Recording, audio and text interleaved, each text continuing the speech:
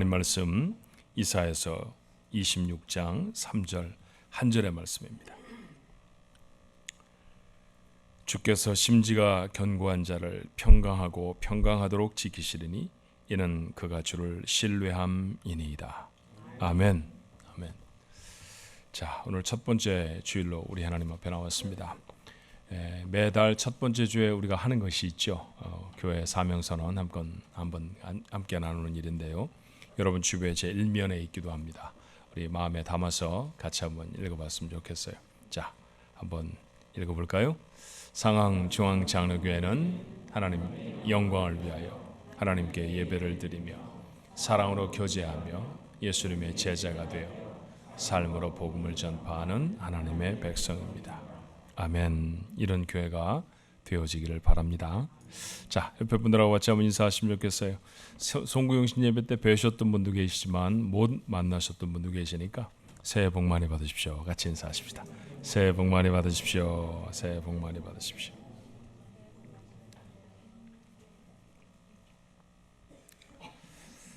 용비어천가라고 하는 게 있습니다. 그것은 조선 세종대왕 때 집현전 학사했던 정인지를 비롯한 몇몇이 세종의 명령에 따라서 조선의 건국을 찬양하기 위해 지은 일종의 노래지요. 그런데 왜 이 해묵은 노래책에 대한 이야기를 하느냐 하면 그 중에 한 구절 우리가 잘 알고 있기 때문입니다. 여러분 이런 말씀 아시잖아요? 뿌리 깊은 나무는 바람에 흔들리지 않아 꽃이 좋고 열매가 많이 열리며 샘이 깊은 물은 가뭄에도 끊이지 않아 시내를 이루어 바다로 간다. 용비어천가 제2장에 있는 말씀입니다. 올해 우리 교회는 설립 45주년을 맞습니다. 뿌리가 깊어져서 바람에 흔들리지 않고 꽃이 좋고 열매가 많이 열리는 교회가 되기를 소원합니다. 그런데 그런 마음을 담아서요. 올해 이사야서의 한 구절로 2016년에 비전을 삼았어요. 오늘 비전의 내용이 견고하여 평안한 교회입니다. 여러분 송구영신 예배 때 받으셨던 그 책갈피 북마커 하나씩 가지고 계실 터인데 거기에 보면 견고하여 평안한 교회라고 하는 말이 쓰여져 있죠. 올 한 해 우리 마음에 담고 기도할 수 있었으면 참 좋겠습니다. 견고하여 평안한 교회는 그 교회를 이룬 성도들이 견고하고 평안할 때 이루어집니다. 하나님은 심지가 견고한 자에게 평강을 더하신다고 약속해 주셨죠. 그렇다고 하면 우리가 해야 할 일은 견고함을 이루는 것입니다. 그 견고함은 어떤 것이어야 할까요? 자, 이사야서를 읽었어요. 이사야는 유다의 우시야라고 하는 왕이 죽던 해에 사역을 시작했습니다. 대략 시간을 가늠해 보니까 기원전 740년 정도, 그러니까 BC 740년쯤에 사역을 시작했다라는 것이죠. 근데 그때 이 중동 지방에는 굉장히 많은 정세의 변화가 있었습니다. 북쪽의 아수르, 지금 시리아라고 부르는 나라입니다. 그 나라가 크게 일어나서 북쪽에 있던 이스라엘 나라를 위협하죠. 결국 이사야가 이 말씀을 전하기 시작한 지 18년 후에, 그러니까 기원전 722년에 북왕국 이스라엘은 멸망하고 맙니다. 이게 말도 다르고 생김새도 다른 나라가 망한 게 아니에요. 북왕국과 남왕국, 통칭해서 우리 이스라엘로 부르지만 세번에서 말하면 북쪽에 있는 10개의 지파는 북왕국 이스라엘 그렇게 불렀고요. 남쪽에 있는 2개의 지파는 남왕국 유다 그렇게 불렀거든요. 이게 같은 나라라는 거예요. 꼭 형국이 뭐 같으냐 하면 북한과 남한으로 갈라져 있는 우리나라 우리 민족하고 비슷하지요. 자, 남인 나라가 망한 게 아니라 형제의 나라가 망한 것입니다. 얼마나 놀랐을까요? 얼마나 큰 두려움이 그들에게 찾아왔겠습니까? 그런데 두려움은 현실로 나타나서 남유다는 기왕 내친 김에 북이스라엘을 멸망시킨 것뿐만이 아니라 남유다까지 침공하지요. 감당할 힘이 없었습니다. 북쪽 나라보다도 작기도 했고요. 군사력에 있어서는 아수르를 대적할 만큼 힘 있는 나라가 못 되었어요. 그런데 할 수 있는 일은 기도밖에 없죠. 간절히 기도했던 사람, 그 왕의 이름을 우리는 히스기야라고 기억합니다. 히스기야가 간절히 기도해서 겨우 전쟁을 막아내죠. 그때 중보기도를 요청받았던 사람이 바로 이 이사야서를 기록한 이사야라고 하는 선지자였어요. 바깥쪽으로 이렇게 위기가 만연하고요. 세계는 급변해서 바뀌어지고 있다고 하면 더 정신을 차리고 더 하나님 앞에 바로 서야 하는 것 아닙니까? 그런데 사실 내용으로 보면 남한국 유다가 그러지를 못했습니다. 이런 위기의 상황 속에 나라가 병들어 있었죠. 영적, 도덕적으로는 타락했고 우상 숭배는 만연했으며 예배는 열심히 드렸습니다. 그런데 그 모든 예배는 차라리 드리지 마라. 하나님이 그렇게 말씀하실 정도로 형식적인 것이었어요. 이대로 나간다고 하면 더 큰 환난을 피할 수 없어 보입니다. 그런 백성을 하나님이 돌이키시기 위해서 이사야에게 말씀을 주시고 그리고 그들에게 선포하게 하셨죠. 이스라엘 백성이 정말로 주목해야 할 하나님의 말씀 중에 하나가 바로 본문의 선언입니다. 3절의 말씀을 다시 읽으면 주께서 심지가 견고한 자를 평강하고 평강하도록 지키시리니 이는 그가 주를 신뢰함이니이다. 오늘 우리가 살아가는 세상도 남유다의 위기의 상황과 다르지 않습니다. 지난 한 해 동안에 얼마나 많은 위급한 사건들로 가슴을 졸이며 지났는지 몰라요. 개인들에게 일어난 사건도 있었고 국제적으로 일어난 테러의 사건들도 1월 1일 날이 밝기가 무섭게 곳곳에서 차량이 폭파되어지고 차량으로 사람들에게 돌진하고 이런 그런 참혹한 소식들을 듣게 되는 세상이 바로 우리가 살아가는 세상입니다. 평안을 잃어버린 세대예요. 여러분 전에는 비행기를 탄다고 하면 얼마나 좋았는지 몰라요. 저 국민학교 다닐 때 제가 늘 하는 말씀이지만 저는 초등학교 출신이 아니라 국민학교 출신이거든요. 저하고 같이 국민학교 출신들 여러분 계시죠? 우리 학교 다닐 때 자랑거리 중에 하나가 뭔 줄 기억하십니까? 너 비행기 타봤어? 이런 게 자랑일 때도 있었습니다. 비행기 타본 친구가 많지 않았거든요. 나 미국에 이민가 이런 친구들이 종종 있었는데 그 친구가 야 미국 가면 디즈니랜드 갈 거야 뭐 이런 얘기보다 너 좋겠다 비행기 타보니까 이랬습니다. 여러분 요즘 비행기 어떻습니까? 비행기를 타려고 하면 짜증부터 나지 않아요? 신발 다 벗어야 되죠. 자켓 다 벗어야 되죠. 벌 받는 사람처럼 그 앞에 팔을 벌리고 서 있어야 되죠. 무슨 십자가를 지고 가는 사람 같이 그렇게 보이지 않습니까? 벨트니 뭐니 풀어놨던 거 다 점 매고 나오려고 하면 잘 차려입고 나간 사람도 다 엉망진창으로 매무새가 다 흐트러져 버리는 것. 요즘의 비행기 여행이랍니다. 그런 것을 할 때마다 평안을 잃어버린 세상이라는 걸 실감하게 되지 않나요? 그게 바로 우리가 살아가는 세상이죠. 그런 세대를 사람들이 살아간다고 하면 더 좀 착하게 살고요. 더 좀 뭔가 생각하고 깊이 있게 살아야 할 것 같은데 그러지를 못합니다. 더 많이 범죄하고요. 더 많이 타락해지는 세상입니다. 이사야의 말씀을 들어야 할 때입니다. 평안을 회복하도록 견고함을 이루어야 할 때입니다. 우리가 정말로 이루어야 할 견고함은 무엇일까요? 오늘 본문의 견고함은 영어로는 steadfast라고 번역하고 있어요. 이걸 우리말로 다시 번역하면 확고함, 고정됨 그런 것들을 뜻하는 말입니다. 견고함의 모델이 되어져 있는 몇 사람을 좀 살펴보면서 우리가 확고하게 서야 할 것, 우리가 고정해서 붙들어야 할 것이 무엇인가 좀 마음에 담았으면 좋겠어요. 첫 번째 인물은 다윗입니다. 자, 다윗이 시편의 많은 부분을 기록했습니다만 그 시편 중에 하나 57편에서 다윗은 이렇게 선언해요. 57편 7절에 하나님이여 내 마음이 확정되고 내 마음이 확정되었사오니 내가 노래하고 내가 찬송하리이다. 확정이라는 것은 확실하게 정했다라는 말이죠. 오늘 영어 성경에 보니까 이때 사용되어진 영어 단어도 똑같이 steadfast라는 말이에요. 조금 전에 이사야서에 기록된 말씀하고 똑같은 말씀이죠. 도대체 다윗은 무엇을 마음에 정했다라고 하는 걸까요? 여러분 성경에 보면 시편 57편에 이런 부제가 붙어 있을 것입니다. 다윗이 사울을 피하여 굴에 있었을 때, 편안할 때 지었던 시가 아니라는 거죠. 사울에게 쫓겨서 굴에 숨어 들었을 때 쓴 시입니다. 목숨이 경각에 달려 있습니다. 두려움이 아마 파도처럼 그에게 닥쳤을 거예요. 도대체 다윗이 사울에게 무슨 잘못을 했을까요? 반역을 꾀했습니까? 그런 게 아니죠. 아무것도 잘못한 일이 없었습니다. 사울이 이기지 못한 전투, 어린 다윗이 나가서 생명을 걸고 이겨냈었습니다. 사울은 약속대로 공주를 주었죠. 그렇지만 이내 그 아내도 빼앗기고 궁궐에서 살 수 있는 자격도 그가 누렸던 모든 지위도 다 박탈되고 그리고 들판으로 도망해야 했습니다. 요나단을 찾아가 보았습니다. 요나단은 착한 사람이었어요. 그런데 다윗이 안고 있는 문제와 어려움들에 대해서 이해하고 슬퍼해 주기는 했어도 실제적인 도움은 받을 수가 없었습니다. 그래서 다윗이 발걸음을 향했던 곳은 어디였나요? 제사장 아히멜렉이었습니다. 적어도 그는 영적 지도자니까 말입니다.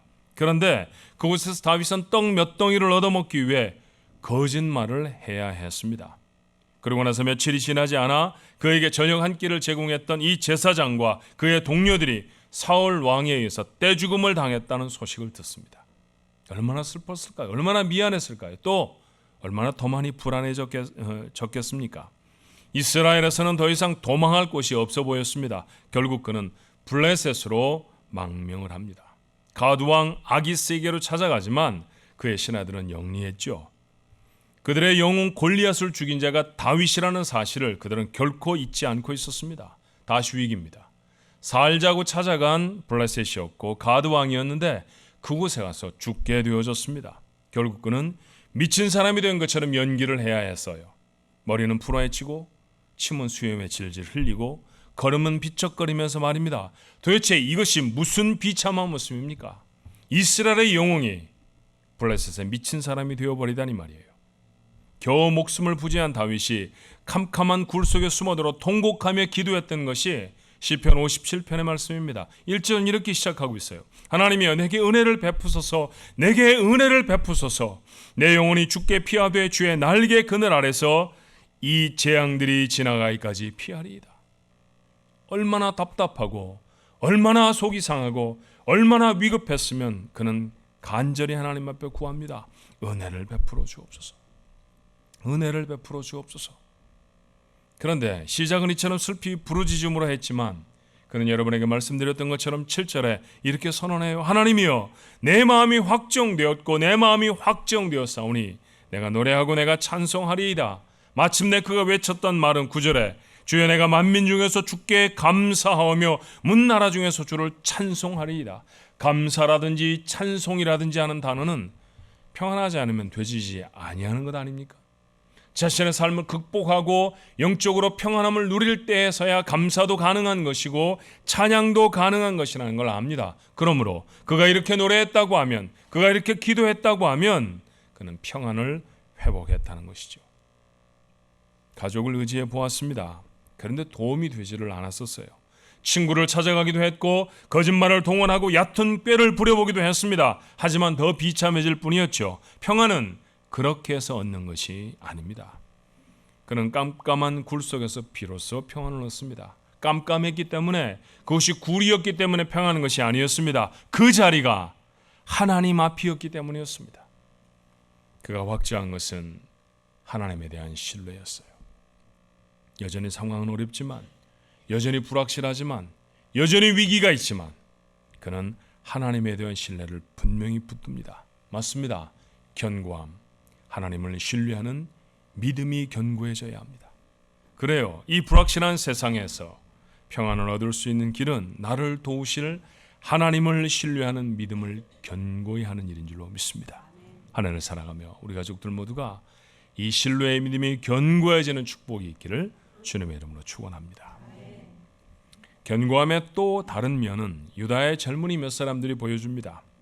이사야가 경고를 하였음에도 불구하고 돌이키지 않았던 남왕국 유다, 결국 40여 년 만에 바벨론의 첫 번째 침공을 당하죠.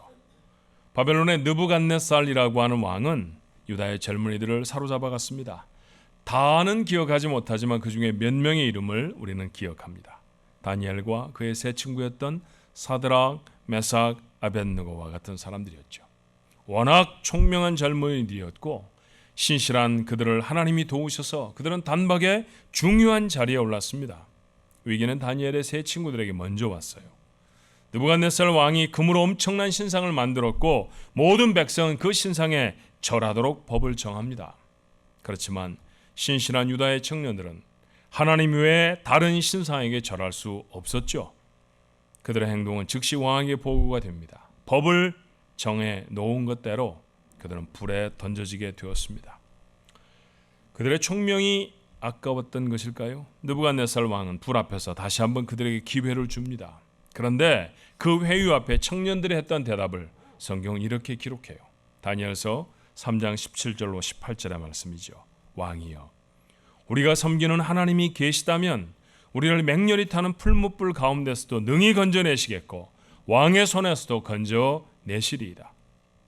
그렇게 하지 아니하실지라도 왕이여, 우리가 왕의 신들을 섬기지도 아니하겠고 왕이 세운 금 신상에게 절하지도 아니할 줄을 아옵소서. 청년들의 입에서 튀어나온 말은 놀라운 것이었습니다. 하나님이 도우실 것입니다. 그러나 그렇게 하지 않으셔도 우리는 절대로 절하지 않을 것입니다. 맹렬하게 불타오르는 불길 앞에서 그들은 흔들림이 없습니다. 흔들리지 않는다는 말, 이게 견고함 아닙니까? 그들이 가졌던 견고함은 어떤 것이었을까요?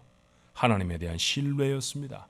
하나님을 신뢰하는 견고함이 첫 번째였습니다. 그들의 조상 다윗이 확정하고 확정했던 것처럼 하나님을 신뢰하는 믿음이 그들은 견고했습니다. 그런데 그것이 전부가 아니었죠. 한 걸음 더 나아갑니다.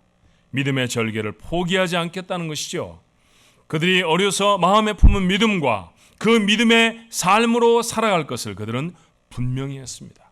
그들이 보였던 견고함은 믿음으로 살아가는 삶의 견고함이었어요. 여러분은 이 이야기의 결국을 아십니다. 그들은 그들의 믿음대로 하나님의 능력을 경험하지요. 불에 던져졌지만 그 불은 그들의 옷 한 자락도 태우지를 못했습니다. 그 참혹한 형벌을 명했던 왕이 이렇게 고백하는 데 이르릅니다. 다니엘서 3장 28절에 느부갓네살이 말하여 이르되 사드락과 메삭과 아벳느고의 하나님을 찬송할지로다. 그가 그의 천사를 보내사 자기를 의뢰하고 그들의 몸을 바쳐 왕의 명령을 거역하고 그 하나님밖에 다른 신을 섬기지 아니하며 그에게 절하지 아니한 종들을 구원하셨도다. 이방 왕이 그 청년들의 절개를 보고 하나님을 압니다. 그 하나님 앞에 영광을 돌리게 되었습니다. 자신이 마음대로 할 수 있는 사람들이 아니라는 생각을 했지요. 그래서 그는 그 청년들의 지위를 더 높입니다. 30절의 말씀해 보니 왕이 드디어 사드락과 메삭과 아벳느고를 바벨론 지방에서 더욱 높이니라. 하나님께 견고한 충성을 보였던 청년들은 평안을 넘어서서 축복의 삶을 이룹니다. 여러분, 우리는 어떻게 삽니까? 인생에 어려운 문제만 생기면 교회부터 안 가고 보지 않습니까? 부부싸움을 했으니까 내가 하나님 앞에 나가고 회개하고 내가 어떻게 하다가 내 아내를 이렇게 사랑하지 못했는지, 내가 어떻게 하다가 이렇게 남편에게 꼬박꼬박 말대답을 하는 거친 아내가 되었는지 회개하리라 작정 안 합니다. 한바탕 싸우면 차 타고 횡하니 교회하고 반대쪽으로 도망가 버리죠. 그거 우리가 하는 일 아닌가요? 예기치 않은 문제를 만나면 사람 찾기 바쁘지요. 지식을 구합니다. 세상에 방법을 찾아 헤매는 게 우리의 모습입니다. 그러다가 결국 그 어려움을 해결하지 못하면 하나님을 겁도 없이 원망했던 일, 여러분 또 얼마나 많이 했는지 몰라요. 그런 모습으로 살아서는 견고한 믿음의 삶을 보여주는 삶은 아니지 않겠습니까? 사실 굴에 들어가 울부짖던 다윗이 하나님께로 마음을 정한 때에도 상황은 하나도 변하지 아니한 때였습니다. 여전히 사울은 자신을 죽이려고 찾아다니고 있고 다윗의 형편은 암담하기만 합니다. 그런데 이때 다윗이 한 것은 하나님께 기도를 시작한 것이었어요. 그 기도가 믿음이 되었고 감사가 되었고 찬송이 되었습니다. 그리고 그가 감사하고 그가 찬송한 것처럼 그는 마침내 영광을 얻고야 맙니다. 배나 뜨겁게 한 불길은 출렁거리고요, 하나님이 도우실 것 같은 조짐은 보이지도 않아요. 이 불이라도 좀 꺼트려 주시려고 하면 시커먼 구름이라도 몰려왔어야 하는데 그런 모습은 아마 없었던 것 같습니다. 그런데 하나도 변화되지 아니하는 죽음의 직전에 서 있는 사드락과 메삭과 아벳느고는 옛날 유다 땅에서 부모와 함께 회당을 출입하던 그대로 하나님을 기억합니다. 하나님은 평안할 때나 위기에 때나 변함이 없으십니다. 그러므로 그 하나님을 믿는 백성도 위기에 때나 평안에 때나 변함이 없어야 하는 줄로 믿습니다. 그때 하나님 외에 다른 신에게 절하지 아니하여야 한다고 가르쳤던 랍비의 그 가르침을 마음에 담았었죠. 그 마음에 담은 그 진리가 조금도 변함이 없습니다. 이후에 다니엘의 삶을 편유한 성경과 같이 전에 하던 그대로 그들은 그렇게 믿음의 삶에 견고히 섭니다. 그런 사람이 삽니다. 그런 사람이 세상의 풍랑과 죄악의 도전에도 흔들리지 않고 꽃을 피우고 열매를 맺는 뿌리가 깊은 축복의 삶을 이루는 줄로 믿습니다. 올해는 전에 하는 것보다 더 열심히 기도하십시다. 더 신실하게 예배하도록 하십시다. 남들은 어떻게 살든지 우리는 전에 우리의 마음에 담은 하나님의 말씀대로 살기로 하십시다. 상황에 흔들리는 믿음이 아니라 상황을 초월하는 견고한 믿음의 삶을 살아내기로 하십시다. 그렇게 견고한 믿음의 삶을 이루는 사람이 평안도 축복도 경험하게 될 줄로 믿습니다. 하나님은 이사야를 통해 우리에게 약속하십니다. 심지가 견고한 자를 평강하고 평강하도록 지키실 것입니다. 하나님을 신뢰하는 믿음의 견고함을 이루십시오. 그리고 그 믿음으로 예배하고 살아가는 믿음의 삶의 견고함도 이루어내야 합니다. 그런 우리 가족들에게 평안도 축복도 가득한 복된 한 해가 되어질 줄로 믿습니다. 기도하십시다. 한 해를 열면서 제 마음의 기도의 제목으로 담았습니다. 견고하여 평안한 교회가 되게 하옵소서. 하나님, 이것은 교회를 이루고 있는 사랑하는 교회 모든 가족들, 그들의 삶이 견고하여 평안을 이룰 때 이루어지는 줄로 믿습니다. 우리가 견고해야 할 것, 하나님의 말씀을 통해 다윗이 가졌던 하나님에 대한 신뢰, 믿음이어야 하고 그 믿음대로 살아가는 삶이어야 한다는 것을 사드락과 메삭과 아벳느고라는 젊은이들로부터 배웠습니다. 하나님, 올 한 해 우리 가족들 모두가 다 이 믿음이 견고해지게 하시고 믿음의 삶이 견고해지게 하셔서 이사야를 통해 우리에게 말씀하시는 하나님의 평강이 이루어지게 하시고 사드락, 메삭, 아벳느고가 경험했던 놀라운 하늘의 축복들을 경험하도록 역사해 주시옵소서. 예수님 이름으로 기도하옵나이다. 아멘.